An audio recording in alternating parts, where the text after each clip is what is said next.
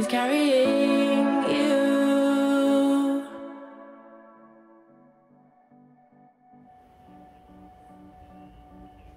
Shalom and welcome to this month's Jerusalem Dispatch ICEJ UK that brings you a closer connection to Israel and the Jewish people through the pro-Israel ministry that is the International Christian Embassy at Jerusalem UK. And in this programme we shall be discussing the sinister attempt to boycott and cancel Israel and how we can counter it. And in this month's programme I'm joined by Len Grates, Director of Operations for ICEJ UK, together with Tim Collins, who's the Lincoln Regional Leader for ICEJ UK. Len, great to see you back on Jerusalem Dispatch. Do you want to give us an update on the ministry that is the International Christian Embassy, Jerusalem UK? Yeah, it's great to be back with you, Simon, and thanks ever so much for hosting these programs. We deeply respect you and thank you for that. As you can imagine, these past months have been non-stop. And we've been busy seeking to put out into the public domain what we are doing in order to try and raise finance and support and prayer particularly. We've been so encouraged by the increase of support.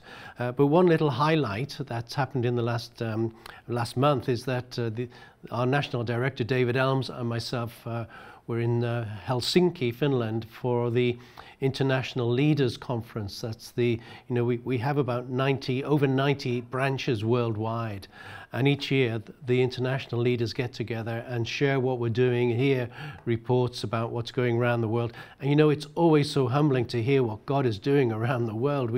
I know we're focusing on a tragedy in Israel, but God is raising up millions of Christians worldwide to support Israel at this time in prayer, in giving. In one place in Brazil, there was a meeting just recently where there was over 35,000 Christians in a football stadium praying for Israel.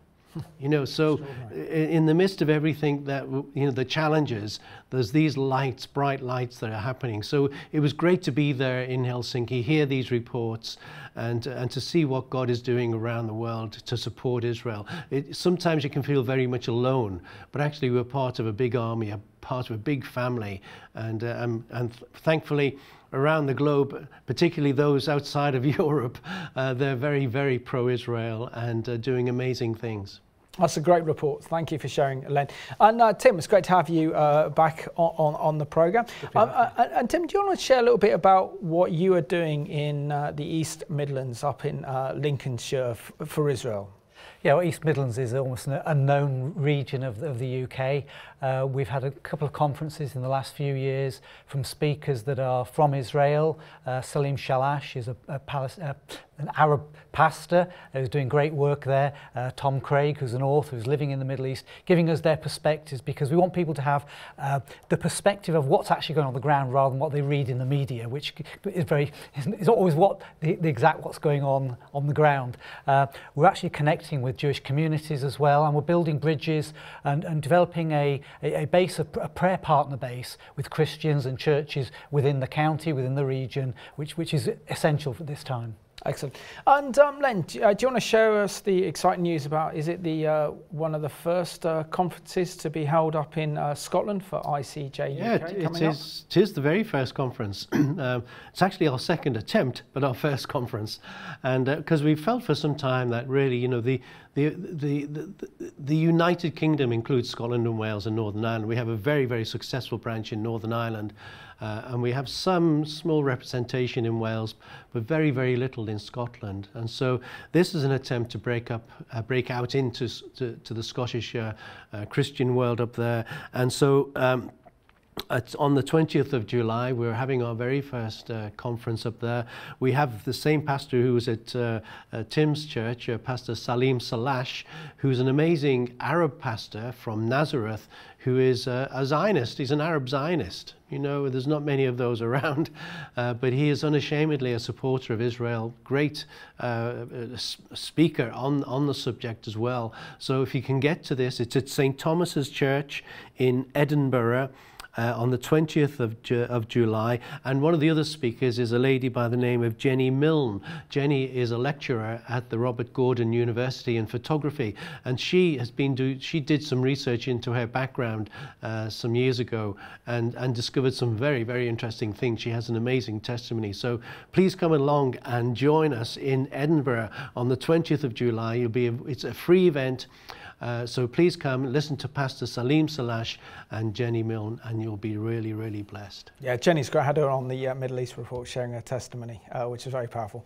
And Tim, do you want to share what you're doing up in Lincoln, and maybe reflect on some of the conferences that you've held in previous years in Lincoln, which we know sadly has got a very dark history when it comes to the Jewish people, particularly in the Middle Ages?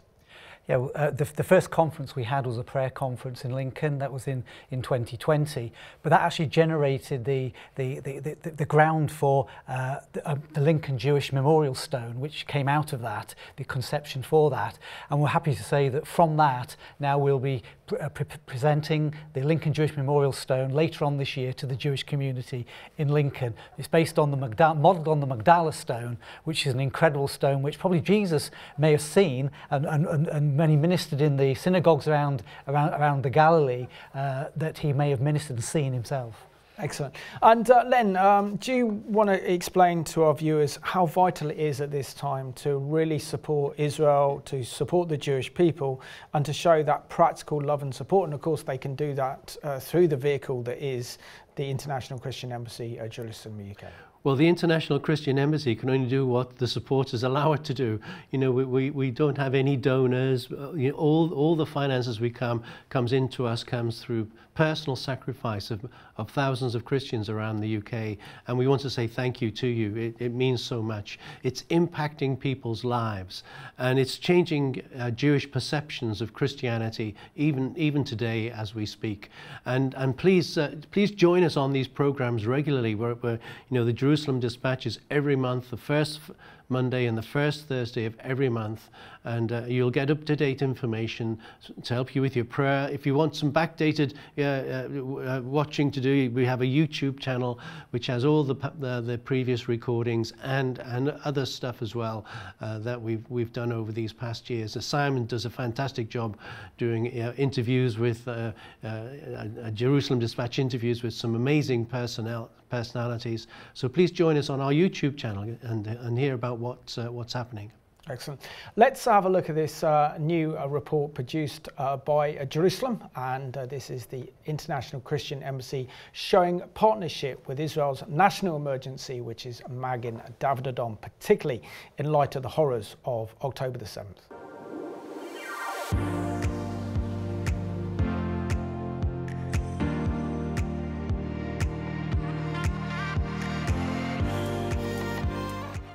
Today we're at the Magen David Adom Blood Center in Ramla. We're here to tour the facility and to learn about their preparations in the medical field in Israel. And we're also here to dedicate a Medicycle that has been donated by our Christian friends around the world.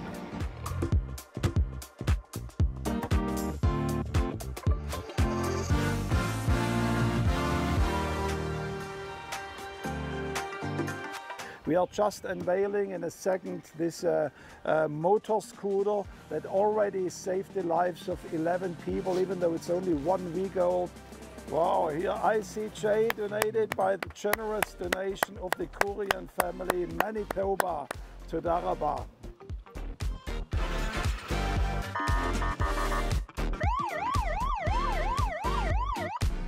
I think the most rewarding thing is the pure knowledge that whatever we do is to reach out a helping hand to a person in need. And it's even more fantastic when we learn that it changed their lives and are healing and are getting better. This is the most rewarding thing that any of us feel. I've been working with Christian supporters from Magen David Adom for many, many years. So to me, it's already something that, I don't know if the right term is used to, but still we admire it because it's not taken for granted. And this is a very important support because people in Israel not always understand and know how much care, love, and concern Christians from all over the world feel towards Israel as a country, to the people of Israel as human beings. And this type of support that Magen David Adom is receiving through Christian Friends of Magen David Adom, through so many ministries and Christian organizations and so forth, is a lifesaver. Christians from all over the world are our partners in saving lives. They stand shoulder to shoulder with us when we reach out and treat other patients, whether they have a heart attack or seizures or deliver a baby, or they are hurt by a car accident or terror attacks. They are all the time with us, and we in Magen David Adom feel their strength and their spirit. And I think this is the most important thing that people would know. We cherish the support. It's so important. We want to say a huge thank you to all of our friends around the world who have donated so generously to our Israel in Crisis Fund, which is enabling us to help Israel in these difficult days with a variety of aid, whether it's these medical equipment or shelters or aid for evacuees or victims of terror or a whole variety of assistance that Israel can use in these days. We want to say thank you for giving so generously.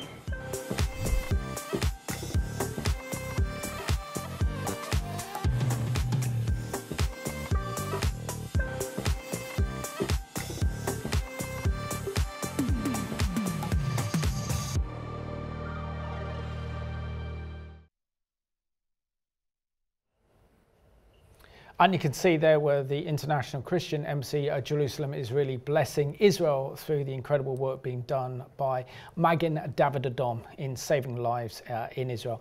Tim, can you just unpack for us the partnership and the significance of ICEJ UK working with MDA in Israel, saving lives, especially after the horrors of October the 7th, when we saw that Hamas deliberately targeted ambulances and actually murdered Israeli paramedics on that evil day? As if the horrors of October the 7th weren't enough. The actual fact is that many volunteer paramedics actually left their homes, their families, to rescue bodies, to help those who had been shot, injured, severely injured, and 20 never came back. 20 were actually murdered by Hamas as well on that same day and in that time. Not only the paramedics were murdered, 14 ambulances were destroyed as well. It was a massive hit on the community of the Negev, and ICJ obviously is very grateful to be able to partner with the MDA, because from that we were able to, I'll give you some data if I can. Yeah, please go ahead. To actually provide, since that time, 4 new ambulances, 1 Mediscooter, which we've just seen, which is already in great use. We've heard about that. 16 medical packs for the Negev area, for the communities who are still in the Negev. And these are not your family home little first aid kits. These ones with infusers. There's trauma kits within them. 4 defibrillators, 400 radios for first responders, 140 helmets and protective vests for first responders, and also we support ICEJ is helping support the establishment of post-traumatic disorder centres, because that is a massive need now. The trauma that's emerging from October the 7th and a significant number, tragically, of survivors have actually committed suicide. So we want to support and comfort Israel in that way. Excellent. And Len, you know, the programme we're talking about the increasing desire for movements like the boycott, divestments and sanctions to cancel and boycott Israel. But we've seen over the past decade that the Jewish state has flourished. It's been called the startup nation because of its success in science, its success in innovation and technology, and it's also its economy as well. Just share with us how Israel has changed the world through innovation and the geniuses that are Israeli scientists. Well, you know, I personally believe that there is a special blessing on the children of Israel, the people of Israel, the Jewish people, to be a blessing to the world. You know, that was one of the purposes of God choosing them. He says, through you and your seed, you're going to be a blessing to the world. And they truly have. You know, when you compare what they have accomplished and what they've given to us in medicine, in physics, in science, in in fun and games, in many things. But one of the key reasons why they're so successful is that they've invested an awful lot of their talent into research and development. And if you go in around, the big cities, particularly in Haifa, Herzliya, Tel Aviv, you'll see all the big international companies. I just wrote, there's over 400, by the way, over 400 of the biggest international countries in the world have research and development. I just wrote down just a few. There's IBM, Intel, Google, Amazon, Apple, Cisco, Dell, eBay, Microsoft, Nvidia, which has become the biggest company in the world at the moment, Qualcomm, and Mercedes-Benz, Skoda, the list goes on. And why? Because they recognize the talent and the gifting that the Jewish people have in this whole area of being entrepreneurial, of thinking outside the box, and of being true inventors and initiators of something new. They just think, I don't know how they think in an amazing way. They just are able to think outside the box and create these amazing things. Yeah. And Tim, we've got some facts and figures of my own now. So according to a kind of recent article in LinkedIn, linked to Israeli innovation and technology, so that says that Israel's high tech now accounts for 48.3% of all Israeli exports, totaling $71 billion US. This sector has become the most significant contributor to the economy, doubling its output from 126 billion shekels in 2012 to 290 billion shekels in 2022. This is an incredible success story when you actually think that Israel first exported oranges after a war of independence.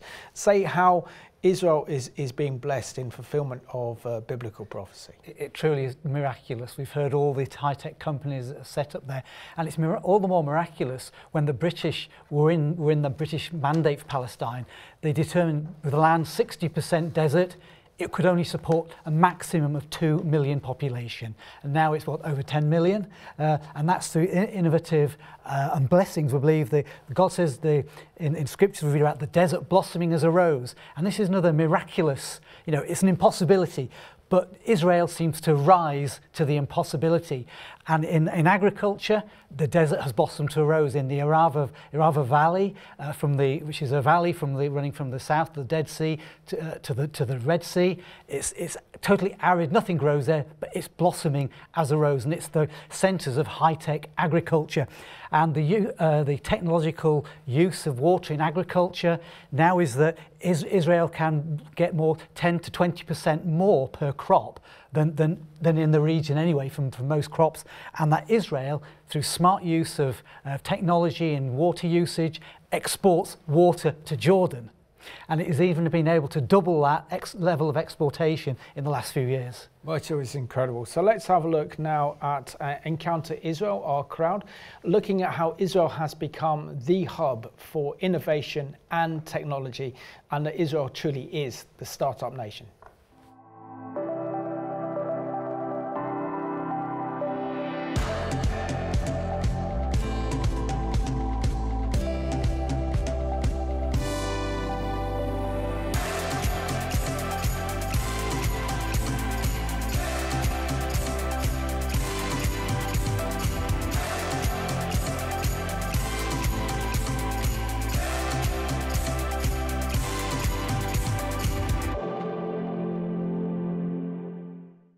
In Jerusalem, Israel, 17,000 people from 150 nations have gathered to display their innovation and invest in technology that will impact the world.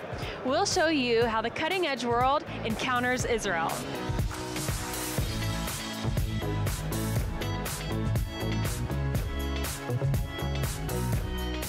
My name is Josh. I'm the Chief Operating Officer at Our Crowd. Our Crowd is now almost 6 years old. When you have interested partners or corporates, multinationals from all around the world involved with technology, innovation, and startups, you can build bridges like never before because everybody has a vested interest. And one direction that it's taken is the realization that we can be taking all of this good and spreading it even further. And that's why the nonprofits who participate in this event are very important to us.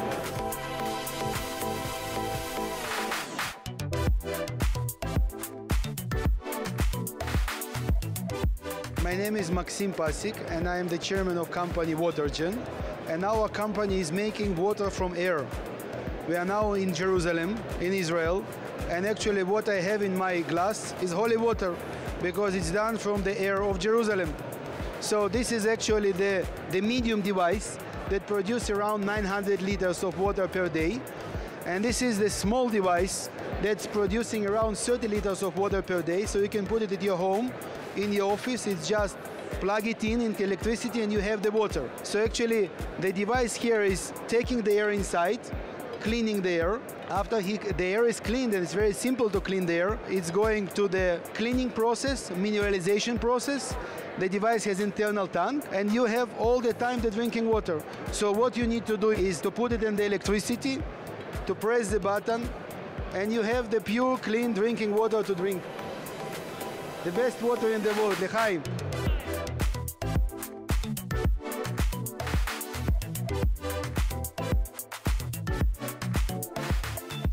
My name is Mark Regaño. I'm from Gibraltar. I work for the Gibraltar International Bank. I think it's an eye-opener regarding technology. We all form part of different businesses coming to Israel to explore and get to know the people, businesses, and get acquaintances.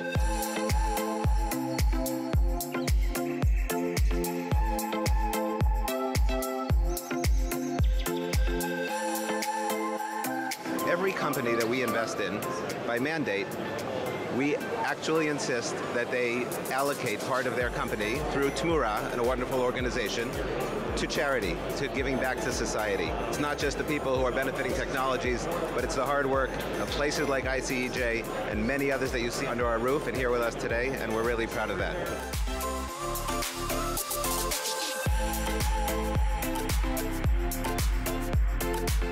My name is Barry Dennison. I'm the Vice President of Operations for the International Christian Embassy, and we're here with a booth at the OurCrowd Summit. On behalf of the Christian Embassy, we're excited to be here because the OurCrowd Summit is an amazing gathering of high technology, new inventions, new companies, and major investors. Over 17,000 people here in Jerusalem today. And one of the things I love about OurCrowd comes from the founder, John Medved, who, as a Jewish man, encourages everybody to practice the biblical principle of giving 10% out of your profit. And we're here in a hall with numerous charities, and we're excited that they've chosen ICEJ as the Christian charity to be available to their investors here at OurCrowd. So what does virtual reality, cancer-fighting technology, and clean water produced out of thin air all have in common? You can find all this and more at the largest technology showcase in Israel, the OurCrowd Summit.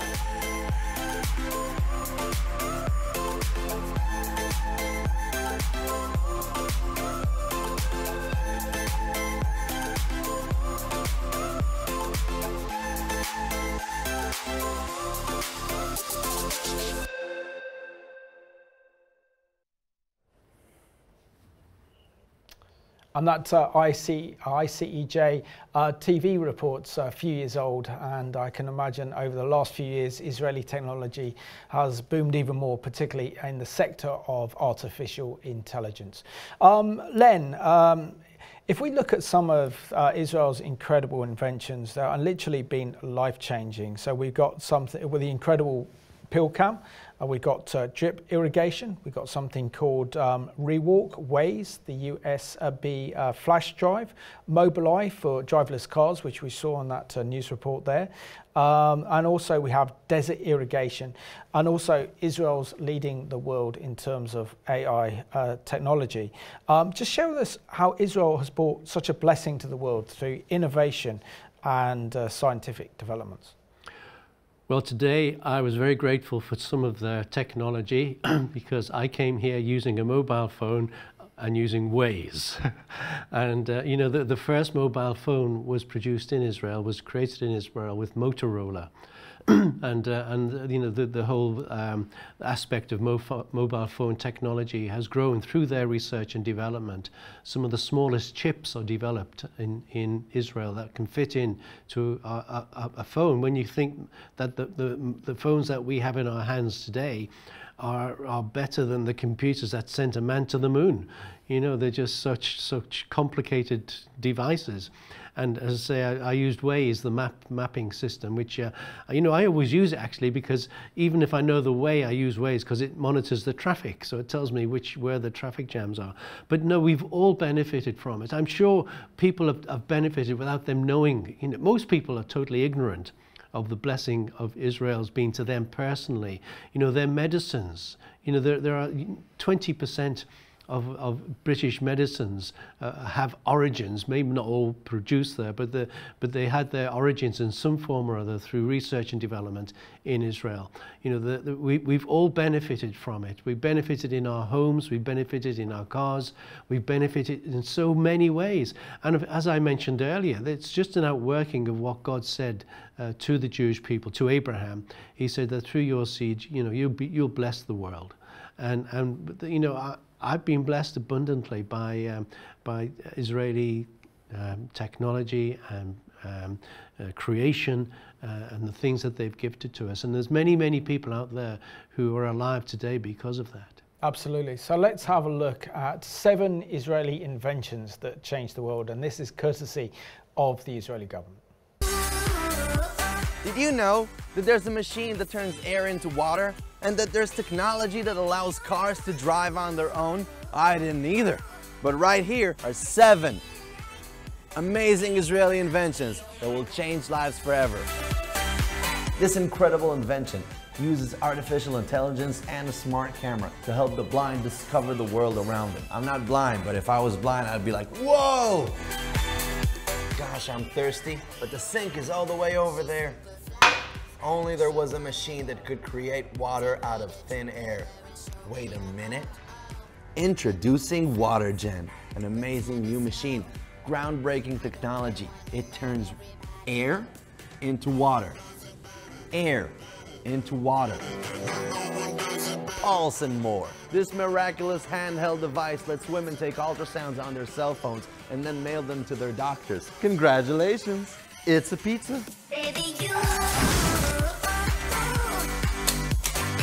This wouldn't have happened if you had Mobileye.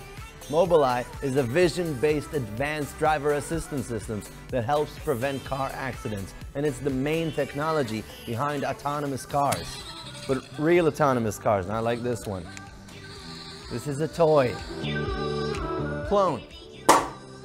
Clone is an app that will instantly 3D scan anything you want. Now Rexy will live forever. He's a good boy. He's right. Bonus BioGroup. This Israeli biotech company actually grows bones from a patient's own cells. This here is a femur that belongs to Fred. It's Fred's femur. Flytrex is an autonomous, regulated, and insured drone that will deliver things to you anytime, anywhere, any minute now. That's it for now from SOSA, one of the many innovative open platforms here in Israel. If you care, share. And when so many people want to boycott and cancel Israel, it's so important to show what Israel's doing to the world. And that was thanks to the Israeli government has produced that video from YouTube. Now, when it comes to Africa, I think one very important Israeli technology that Israel's invented has been kind of drip irrigation to save water. Just share with us, Tim, how Israel is blessing the continent of Africa in helping them with their water management, which is absolutely vital on that continent. Yes, I grew up watching TV. We see famines in Africa. It seems to be the main continent where if it doesn't rain, there's a famine. And the African culture of farming was if it rains, we eat. If it doesn't rain, we starve. And the Israeli innovative drip irrigation is actually changing the whole nature of African farming. Africans are going to an institute called the Arava Institute for Environmental Studies, which is in the Arava Valley, which I mentioned before. They have student placements, they have placements for secondments to go there and see how they are making the desert blossom as a rose, and that technology now is being taken back to all corners of Africa, from Ethiopia to Zimbabwe to Kenya, and they're using the same technology to grow crops where previously they've not been able to grow crops. They're saying if Israel can do it in the desert, we can do it in Africa. Amazing. And Len, sadly, we're seeing ever since October the 7th a very sinister and evil attempt to cancel Israel culturally, economically, and also diplomatically as well, whilst Israel is fighting for life against the genocidal terrorist organisation that is Hamas in Gaza. Just share with us the extent of what is known as the boycott, divestments and sanctions movement, and how they are targeting Israel and trying to cancel the nation of Israel. Yeah, well, the BDS movement has been around for a few years now, and hasn't known limited success. Though in recent months we've seen an increase in that. They use intimidation and threat. That's it's a totally evil movement in that sense, because what these people don't realize who want to bring divestment and sanctions and boycotting is that they want to also boycott Israeli Arabs. We must remember that 20% of Israel is made up of Israeli Arabs who play their parts in this. So it's not just boycotting Jews, it's a mixed population. But it's evil, and I think we must point out, though, that this is a spiritual thing. There is a huge spiritual dimension going on here. The Jerusalem, Israel, is the epicenter of spiritual war, of spiritual action, and because Jesus is coming back to this city of Jerusalem. And so the enemy, the devil, and I don't want to be over spiritual on this, but there is a spiritual battle going on, and he will do anything he can to destroy the Jewish people. Anything he can. He's attempted it many times during the past centuries. We saw it 100 years ago, coming up which finished up in what we know as the Holocaust. And it's the same thing happening today. What we're battling, and I say we because it's a Christian battle as well as a Jewish battle. We are battling an antichrist spirit who is set on the destruction of the Jewish people and the Christian people too, Christian faith. It's our battle too. And we need to stand up against this. And so this is an evil movement seeking to undermine, destroy. Now, I think I can say fairly confidently that they will fail, because you can't turn around God's blessing. No movement is going to rescind the blessing of God. So they may have limited success. And of course, they're focusing on some of these major companies: McDonald's, L'Oreal, Intel, IBM, Nestle, Coca-Cola, Marks and Spencer's, Estee Lauder, Starbucks, the list goes on. Anyone that has any dealings with Israel whatsoever. And of course, recently it's been in the news about Barclays. I think we may mention that a little later on. Absolutely. And Tim, do you want to give us a kind of brief overview of the history of the BDS, known as the Boycott, Divestments and Sanctions Movement, and how it's deliberately targeting Israel to cancel Israel and to ensure that Israel's moral standing in the world is eroded, but also a means of stopping Israel from defending herself, in this case, stopping Israel from defeating Hamas in Gaza? Yeah, so BDS is a Palestinian-led movement which started essentially in 2001 at a Durban conference, it's a UN conference, but it was meant on racism, but it declared Israel an apartheid organisation and a colonialist, which perverted the history of Israel. But its aims were to basically to isolate Israel, to divest it so it couldn't operate economically in the areas of sport as well, the cultural and academic. And if you look on the BDS website, which you can look at it, the aim of it is to seek the occupation and colonization of all Arab lands, including, they call Arab lands, Israel as well. It's declared to be a non-violent organization, but if you look underneath that, to make it a all Arab lands is the extermination of Israel from the river to the sea is a call for jihad. So I'll let the readers determine whether they see that as non-violent or not. And we do see violence on our streets from the BDS movement. So let's have a look at now this excellent report, a couple of years old, from our friends at CBN, where they're discussing the origins of the BDS movement and how it targets Israel deliberately. Ben & Jerry's decision gave a boost to the boycott, divestment and sanctions movement, or BDS, and raised questions about where it gets its funding. It's very murky. You've got a lot of groups that are operating on, what appear to be shoestring budgets. But yet we continue to see the BDS movement flourish and thrive across various campuses. I think what it means is that this is a very decentralized funding network. In 2016, Jonathan Schanzer testified before Congress and shared his research into the funding of the BDS movement. But then finally stumbled on one group called American Muslims for Palestine. And as it turns out, many of them worked for charities that were previously shut down by the U.S. government for supporting Hamas.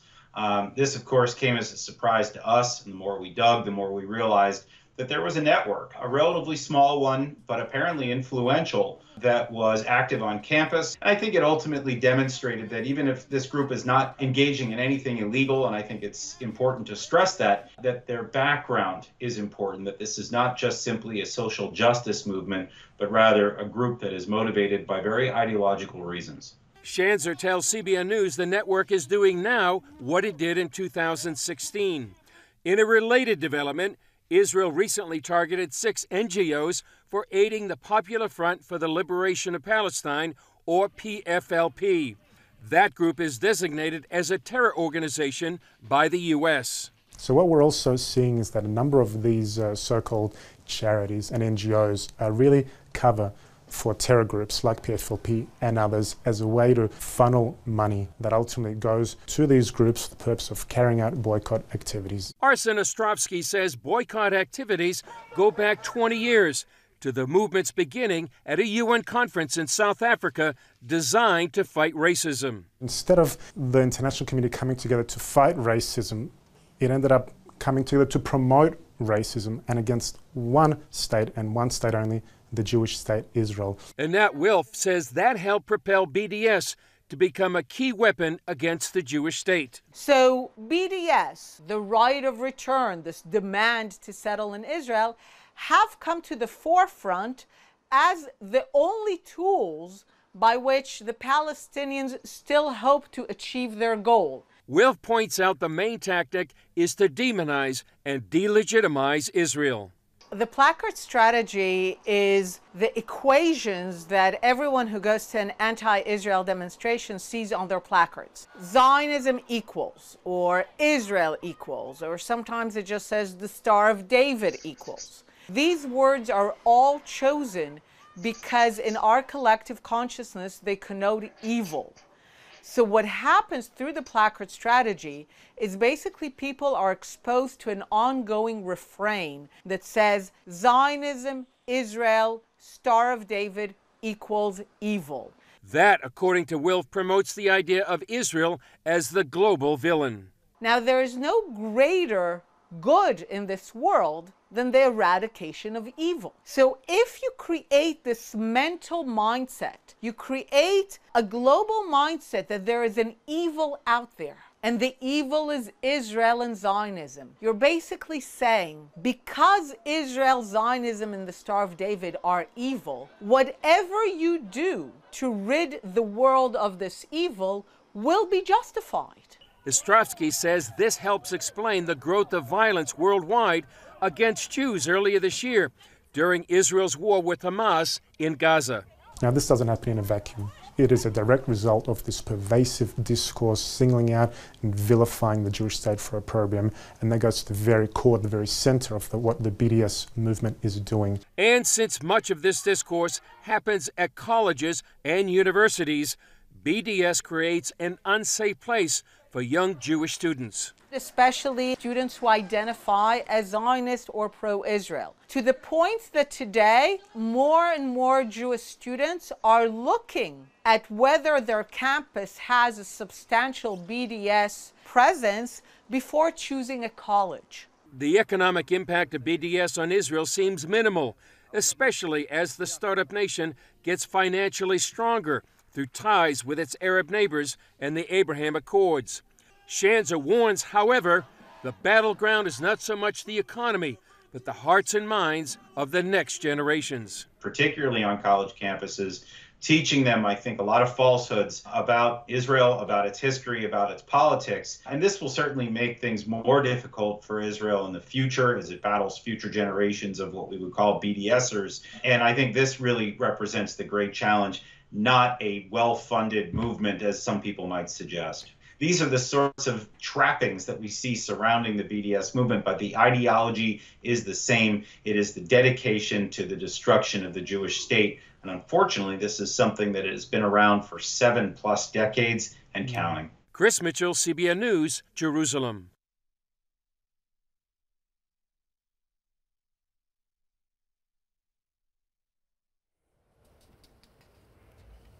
And that great, excellent report there produced by Chris Mitchell's courtesy of CBN. And that was made before October the 7th. And now since October the 7th, this is absolutely escalated now. The desire to cancel Israel on a global stage and those multinational companies that Israel is associated with. Len, I mean, this is, we're entering now, I believe, into kind of unprecedented waters when it comes to global brands coming under attack because of their support for Israel. Recently, we've seen, for example, in the news that Barclays banks, the branches across the nation have been vandalized, their shop windows broken in, paint thrown on the floor, and also there was music artists have decided to cancel Barclays as a sponsor for major music festivals this summer. So just show us the extent of how the BDS now is infiltrating particularly young people and also attacking corporations because of their association with Israel. Well, you obviously hit the nail on the head when you talked about young people. You know, young people want something to fight for. Unfortunately, they've chosen the wrong side on this one, and and it's a shame about Barclays, you know, because their only involvement in their investments in Israel is investment in the arms trade. Unfortunately, it's those arms that are being used in this present conflict. But Barclays, along with many other companies, as you've mentioned, Coca-Cola and McDonald's and Starbucks, you know, they're under enormous threat. If a Jew turns up on the television program holding a bottle of Coca-Cola or you know, a cup of Starbucks, you can be guaranteed that within a short while the BDS movement will take that up and say, let's boycott this, you know,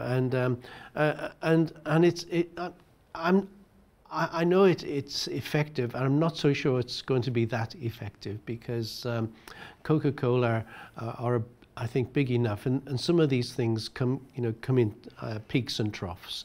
So we just need to pray that these companies hold out, you know, through this present crisis, and see that actually they've got more to lose than gain by giving in to the BDS movement. Yeah, and Tim, just share with us how the BDS movement is essentially designed to strangle Israel financially. So not only is Israel cancelled, but also encouraging major corporations to disinvest with Israel, because then they can say this will affect their global sales. And you know, this is very difficult for Israel, isn't it? Yeah.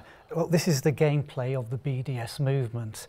I'm doing a little bit of research behind the scenes that the BDS movement encourages local groups to set up, and they're set up all over the world. So it has its tentacles reaching out everywhere. But the centre seems to be the BDS National Committee, which is a Palestinian organisation.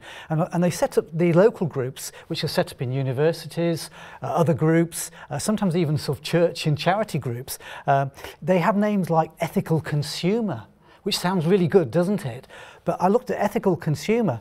Every year they have a list of companies to target. And on that list, there's a list of 24 companies to target, which they put out then to their local groups. So it seems to be lots of groups setting up and then who act in their own volition to carry out different activities against Israel companies that have any link to Israel whatsoever. And Len, I mean, we see that the BDS are targeting Israel's economy and its finances and waging a financial war, an economic war against Israel. But we're also seeing that Israel's war against Gaza is costing the Israelis in the region of $250 billion US dollars, about 1 billion shekels a day. And we've seen that Israel's GDP is dramatically reduced either by 2 to 3% ever since Israel's been at war with Hamas in Gaza. Just share with us the economic impact that Israel's war against Hamas is having on Israel economically. Well, it's having an impact for sure. You know, wars always do have impact. But, you know, an amazing thing, Simon, on the 19th of June, which was a week ago, the Israeli stock market reached its record high. Wow. It hit a peak. It's come down since then. But since October the 7th, the Israeli stock market has increased substantially. Now that points to a number of things. That points that the businesses are doing well, and it also points to the fact that there are people willing to invest. People are investing their money in Israel through this time. So although there are these tremendous challenges that Israel is facing, you know, I think that there is a hidden hand behind the scenes that's working on Israel's behalf, and it's the hand of the God of Abraham, Isaac, and Jacob. And when he says, "I will bless," then you can't expect the world to say, well, we're going to undermine that blessing and we're going to erode it. Actually, I think in such times God turns the heat up a bit and says, well, I'm going to show you how I bless. And of course, we do need to be praying, though, particularly for the tourist and the holiday trade. You know, there's very few flights going into Israel. We actually have some friends coming to stay with us next week who are flying over just to get out. They need a break, and they're coming for a week or 10 days. And just looking at the price of flights at the moment in and out of Israel is just astronomical. So it's hard for people to go out there for a break. You know, the country is open, but there's fewer flights. So we need to be praying that you know, the tourist trade will survive. And of course, this is the second challenge they've had after COVID. Absolutely. And Tim, just share with us how as Christians we can counter the BDS, counter the cancellations of Israel and the boycotts against Israel by buying Israeli produce and supporting Israel in a kind of practical way. Yeah, absolutely. If you people look online, there are some amazing Israeli products you can actually buy. If you go to your local garden centres, I went a few weeks ago, wanted to buy some products, and I had a choice, and I looked at the small print. It always says where they're from. And I was able to think there was one group of products from Israel, there was some group from Europe, and I chose the Israeli products because I want to bless Israel financially. And then the word will get back, you know, the more we buy of Israeli products, the more that blesses Israel, the more orders go into Israel, and it does assist with the economy. Absolutely. And Len, you know, you talked about the kind of impact on tourism. I mean, Israel suffered horrendously during COVID-19 because so much of Israel's economy is based on tourism and the number of visitors visiting Israel. And again, Israel's had another shockwave with this war against Hamas in Gaza that, you know, the tourist industry has virtually collapsed now. And to actually fly to Israel, you have to go and risk not having any insurance. Like you said, there's very few flights. You know, tour operators are not operating. Share with us how Israel's really suffering from the loss of their tourists, particularly at this difficult time. Well, you know, I don't know how the tourist industry survives personally. We were there during the COVID, and we walked through Jerusalem and through the streets and saw all the shops closed, and wondered how on earth can they possibly survive? But they did survive. And you know, one thing that we can always say about the Jewish people, they are very resilient, and they will get through this. And they're used to paying a price for their freedom. So they'll get through this, and we need to be praying and need to be going. Please, consider going. It might cost more, but you'll be investing in the nation that God is blessing. And Tim, thanks to ICJ UK, I was able to go to Israel in January, and despite the fact the nation is war, and I've been to Israel so many times, it was such a special time to be out there to show solidarity with Israel and the Jewish people. Can you just share how it is a blessing, but it's important also to be part of organised groups when going to Israel, rather than being a bit of a lone ranger and going to Israel on their own, but how Israel really needs that support and comfort right now, and one of the best ways to do that is to actually fly there. But it's important to be part of a group and also be responsible, because the British Foreign Office has warned that against travel to Israel, and you can't get any travel insurance as well. It's incredibly difficult. I went to Israel for the first time in 2022, just as the whole world was coming out of the pandemic, out of COVID. The hotel system, the hospitality, the shops are all coming out. They're opening up again, and it was such a joy. The welcome from the Israeli hoteliers was so warm. And the night we first arrived, we had to sit in our room. We were brought up with a meal because we weren't allowed to go out. Woke up in the morning, the whole COVID pandemic, wearing masks, being lifted, you could go out, except I didn't know, because the message I got was in Hebrew. So I think all these people going out, what are they going out on the streets for? But yeah, I would make it, my priority is to visit Israel as soon as I'm able and get a flight out there. But I would greatly encourage to go on a tour. You see so much on a tour. The tour I went on was a Messianic believer was leading the tour, which was awesome, giving all the insights into Judaic life, Judaic history, articles from of antiquities. It was absolutely wonderful, and all the asides that you don't actually hear. You have a passion for rocks and stuff. I have a passion for rocks, and I'm going to go out there again. I want to go to the Arava Valley to see all the technology of agriculture. They do cycle tours if people want to go there, but go with a group, go with an organised group there. Make it a priority. So important that is, because you'll see so much more, you'll learn so much more. Absolutely. And then we're about 3 minutes left of the programme. So our viewers watching this month's Jerusalem Dispatch, where we discuss how Israel's enemies are trying to cancel Israel and wage a financial and economic war against Israel, and it's important as Christians that we counter that. One way of countering that is supporting the ministry of ICJ UK, isn't it? So share with us, for viewers watching, how important it is to really support Israel in a practical and loving way, and they can do that through the ministry that is ICJ UK.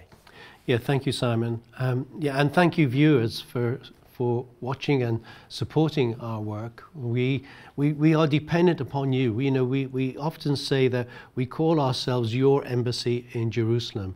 We are your hands and feet in the land, reaching out to the Jewish people. And your giving has been humbled. We've been humbled by the amount that you've given this year. But the need is so great. And we would encourage you to consider giving a special gift at this time, so that we can really bless the people of Israel. There is so much need that is required. And of course, we're dependent on you. We're dependent on God's people to reach out. So thank you for supporting us. Sign up with us for our emails. We'll send you our monthly magazine.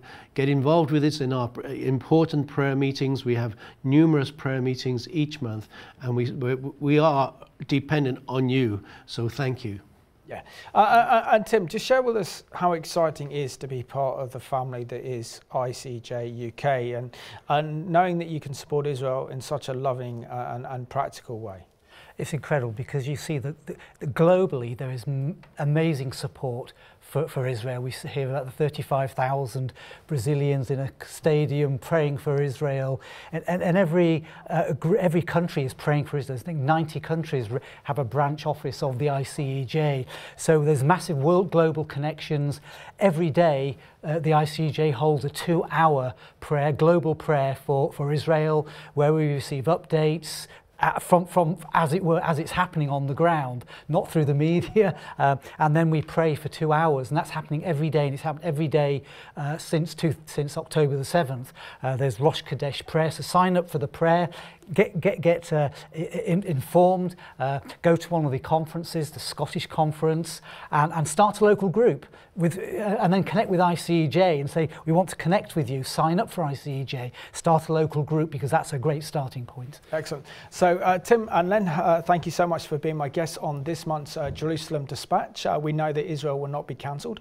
You've done a great job. Thank you so much. And I want to thank you for watching this program at home. I think in these times it's absolutely imperative to support Israel. There is a global agenda to cancel Israel. There is a global agenda to wage a financial, diplomatic war against Israel. And currently Israel is fighting for her life against Hamas in Gaza, responsible for the most horrific acts of terrorism in Israel's history.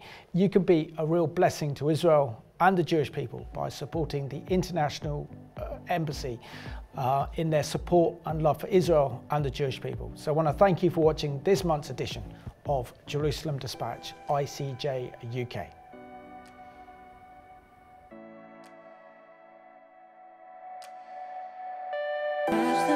Catch the wind, he's carrying